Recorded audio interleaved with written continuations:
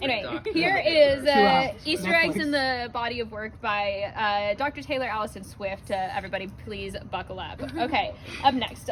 Just like anything, the more that you know about more background knowledge, the more excited that you're going to get, the more pleasure you're going to derive from watching that thing. So think sports, think Marvel, think Greek mythology. Like, the more that you know the story behind it, the more exciting it is. Yes. Same thing goes for Taylor Swift, okay? Nice. All right, there is an entire mythos that I'm really excited to get into with you guys tonight. Okay, so we're gonna start off with our surface level, sort of like just general Easter eggs, but then getting into some deeper lore / background to equip you guys to find Easter eggs on your own, because I do not have time to get to all of them tonight. Yes, there's so many. We'll do a case study specifically of Look What You Made Me Do, because it's arguably the most Easter egg ridden Taylor Swift music video, and within that getting into the drama between Kanye, Katy Perry, streaming / Scooter and her industry woes, then the re-recordings and a couple of those in there, and then a couple of predictions for the future.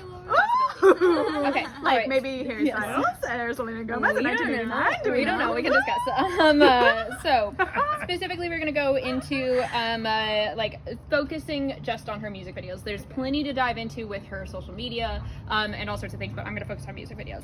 So there are, just starting off, just general surface level music videos. She likes, or Easter eggs, she likes to plant things in there that are very like self-referential. So things like these are all from her Lover album. I'll draw your attention right here. There's Dice. There's a lyric that goes, devils roll the dice, angels roll their eyes, all right? It's a reference to a completely different song. There's Paper Rings in the Me lyric video. There's a song called Paper Rings, all right?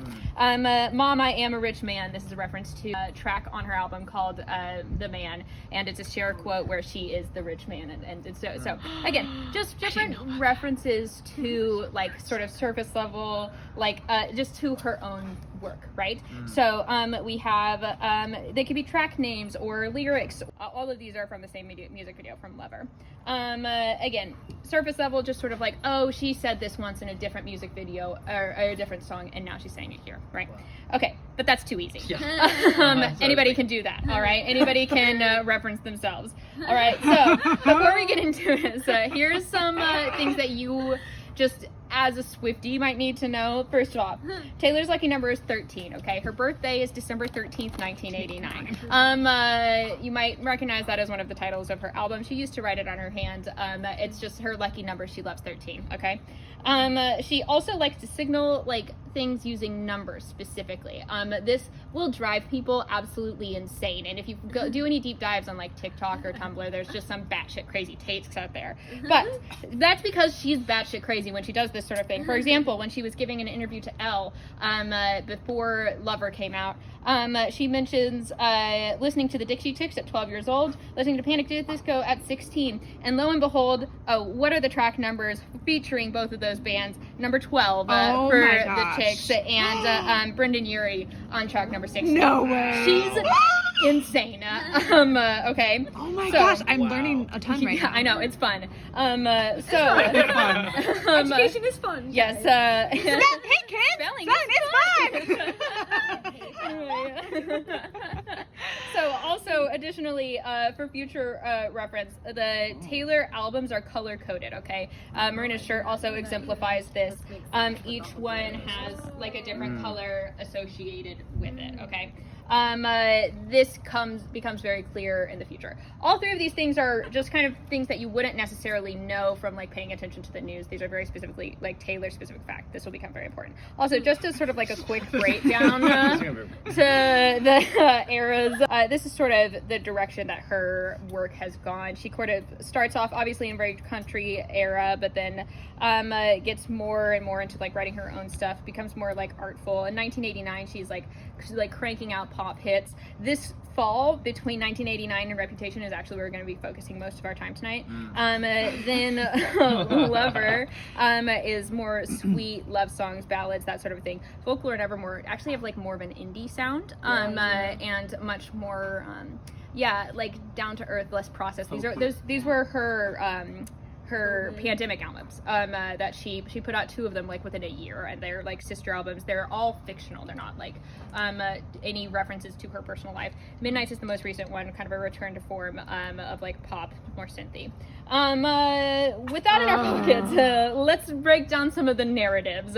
Okay, so we're going to focus on Reputation and Look What You Made Me Do. And in order to do that, we have to go back to 2008. 2008. Taylor Swift is up for an MTV Music Award. She gets up on stage. She's also going against Beyonce at that time. Kanye takes the mic from her and says, "I'm gonna let you finish," and then proceeds to take her time. Think of this sort of like as the assassination of Archduke Ferdinand, but for pop, okay? Because this changes everything. Luckily that night, Beyonce, queen in her own right, gets on stage, wins for like best album of the year, not just female performing, which is what I believe Taylor Swift was up for. Beyonce brings Taylor back on stage to have her finish up her speech. Wow. Delicious. Yeah. She's super young, super impressionable. The media goes like crazy, hates Kanye West. Eventually he apologizes and they're like back on good terms, and they're like, oh, you know what? Hey, water under the bridge, it is what it is. He sends her flowers, right? They're great.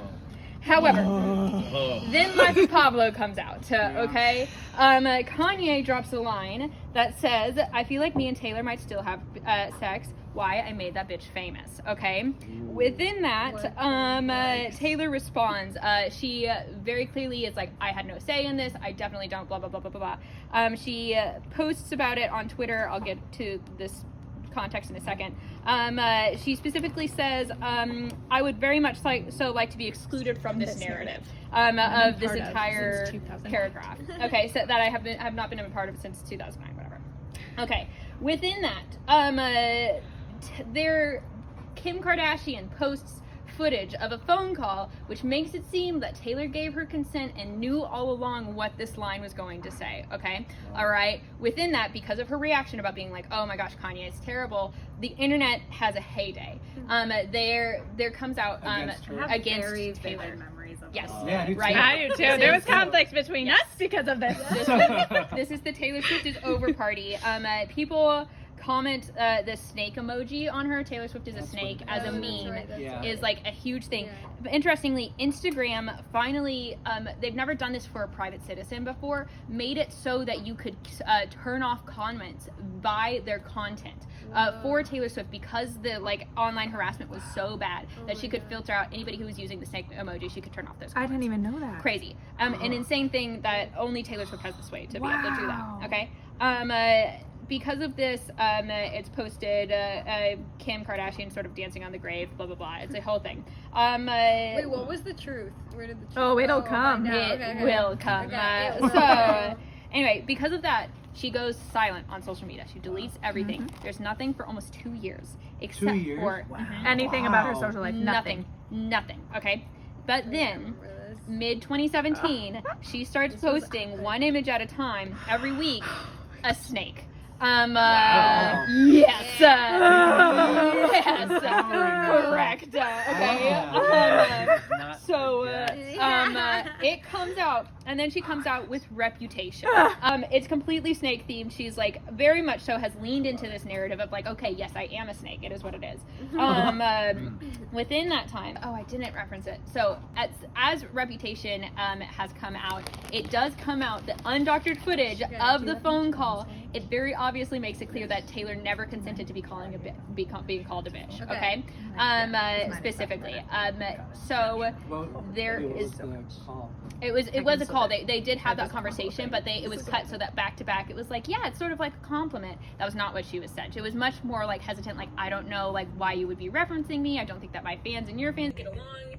And like much more like, I'm not so sure about this. Please go and look it up. It's great. Okay. Now, with all of that context, please do look for Easter eggs, and then I will be going through many of them that you might have missed. Okay, but this is very much so the fun part as a Swiftie. There she goes, playing the victim again.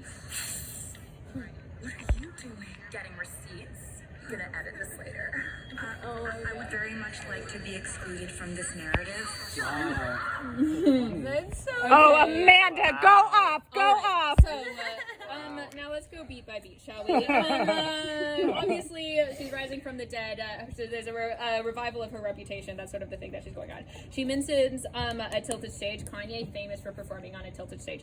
Also, a deep cut one. On one of these graves, there's Niles Solzberg or something along those lines. That's a pen name that she used to write under for when she wrote with Calvin Harris, This Is What You Came For, that huge hit, like circa 2014. I don't know the specifics about that, but there was a falling out, and like she never really took credit for writing that, and like Calvin Harris and her Snake, paraphernalia. Also, this dollar very prominently shown when she's like in her like riches and stuff. That's because Taylor Swift sued this DJ for $1 for a case where truly important. She accused him of groping her. And she like had this entire case again just to sue him for $1, not for money, but to prove for the justice a point, and for women everywhere. Honestly, exactly. Up next, Katy Perry. Infamously, and Taylor had a crazy feud. Apparently going back to backup dancers, originally being committed to Taylor and then getting scooped by Katy Perry. That's what the song Bad Blood was written about. Katy Perry, at this point, the hair, the sunglasses, you can see very similar. One that I just noticed today is there's this, she's in cheetah print, and there's this cat like in the background. This is around the same era that Katy Perry is doing Roar. So there's like no question that this is what this is about. Right? Oh my god! For the record, when Reputation came out, while she was touring, Katy sent her like an olive branch in the mail and like a note sort of being like, hey, like so sorry that like things blah blah blah blah blah. Water on the Bridge. When Lover comes out, which is the following album, Katy is actually featured in one of her music videos. Female yes, reparation. exactly. Yes, they made up. There's a line talking about like we see you comparing the queens on the internet, like women who are killing it, you know. And so again, they're burgers and fries. They're one and the same, being goofy, campy, enjoying each other. Okay, so you can see that she's in a vault. I am not clear on if her re-releasing the vault tracks is been gone this far back. I don't know either. What it definitely was about, at this point in time, she was not on Spotify or on Apple Music because of the way their terms were set up, like really screwed over artists. And she was like big enough to be like, when that Reputation comes out, I'm only releasing it on like CDs and vinyls. Like I'm not doing it until they fix this stuff. You can see that she has like Stream Co or whatever down, however much like talking about their stock. She's like breaking out music from the vault, you know. So again, she also loves cats. I forgot to mention that as like background. She loves cats.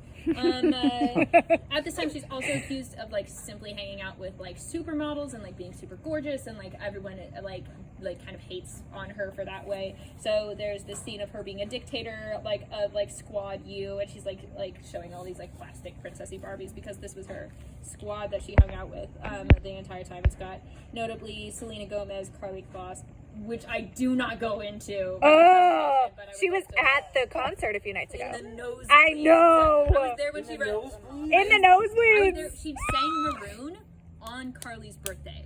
Like, are you? Oh my god. Okay. But then also it was the night that she announced 1989. No. She it sang wasn't. Maroon on the night of Carly's birthday. Carly was there on 1989. Yes. We will get into that. She's also wearing I Heart TS shirts at this point. She slightly previously she was dating Tom Hiddleston. They were seen in public with him wearing an I Heart TS shirt. Okay. Obviously the phone is the reference to like going through the phone call. She also mentions, and this is why we can't have nice things. Their friends don't try to trick you, get on the phone and mind twist you. So I took a axe to amended fence. Very much so, like calling out. This is why we can't have nice things. Calling out who? Kanye specifically. Yep. But Look What You Made Me Do is just sort of her general tour de force of like F everyone. Yeah. Anyway, also this interestingly kind of a precursor to like the era's nomenclature. We've got like all of the different ones from this particular music video. But you also have Red. We've got like some Fearless. We've got some like her at the VMAs originally. We've got some You Belong With Me, Shake It Off. You know, that kind of a thing. Oh, this little orange girly. Do I talk about it? No, I don't. Okay, I'll get to that in a bit. Okay, so just for the record, so now, backing up, the next album that comes out is Lover. The first music video that comes out is Me. It starts off with this image, which is a snake like transforming into a bunch of butterflies. Very similarly, this is like an opening of a new chapter, going from like this snake era to like this butterfly, like lovely, much lighter sort of a thing. Okay. Along with this, on Lover, there is an album called The Man, or a song called The Man. And for context within that, you have to know that Scooter Braun, who was famous for finding Justin Bieber, among other things, buys the rights to all of Taylor's masters. All right, so he's the one who's making money while Taylor is making whenever they're playing those original songs, which is why she starts re-recording for herself, right? Within The Man, where she's in drag the entire time, like going around as a dude, we see this scene, one where she is peeing on a wall that has no scooters, and there's if found, return to Taylor Swift. There's Reputation, Speak Now, Red, Fearless, Karma, 1989. There's also a mention of like Man Con Fest or something like that, Miss Americana. Also, Taylor's favorite number, 13th Street. Okay, so these are all just different little Easter eggs that are specifically for people who are in the know, right? Again, mentioning like suggestion from Kelly Clarkson, like if you re-record, like I would totally like. It becomes is released, Fearless, Taylor's version released. Okay. Midnights comes out, all right? Just a couple of different Easter eggs from Bejeweled specifically. This is Jack Antonoff. He helps her write a bunch of her different songs on Midnights. They co-produced the album when both of their partners are at that point like off doing things. Along with that, what did we say before? Taylor Swift's albums are color-coded, all right? So there is specifically a scene in Bejeweled where she's reaching to an elevator panel, and she is pressing the different numbers. She reaches out and specifically presses this 3. At this point, we are right here, okay? We're at Midnights, all right? So, at Purple 13, Purple. So, what does that mean? Speak Now is coming next. Also, more references to this. There is Speak Now, the re-recording. Taylor's version. Because we've got Debut, we've got Fearless, we've got Speak Now, we've got Red. Then into 1989, Reputation, Lover, Folklore, Evermore. Fearless re-recording for number 10. Red re-recording for number 11. She has to do all of them? Midnight. Yes, or most of them, up until Lover. Because Lover is when they got bought. Up to Midnight. And we have not gotten to this point yet, all right? People watch this, immediately start commenting, this is Speak Now. Speak Now, Taylor's version is coming next. There's a couple of other references to, like, there's, she ends in a castle, and Speak Now is a very fairy tale motivated album. There's, like, dragons and stuff as well. And what does come out but Taylor Speak Now? So this was correct, all right? So she does do this where she, like, indicates what's coming next in her music videos, okay? All right, so Speak Now comes out. With that, she also starts releasing songs that she wrote at the time but never recorded, okay? One such is I Can See You, which most people believe was written about Taylor Lautner, mainly because it is a bit of a horny song. It rocks with a music video. There are references to Speak Now. This entire music video, there's like clear cases of dresses that are all throughout like Taylor Swift's history, but there's also people who like Presley Scott and Joey King, who were both in the original Speak Now Me music videos, are now in the I Can See You music video. The choreography that Taylor Lautner does, he does this like fight scene. Was she dating Taylor Lautner? She was dating Taylor Lautner at the time of Speak Now. He comes back to be in this performance. He does all of the same choreo that he did on stage in a monologue talking about how he would defend Taylor Swift. And SNL.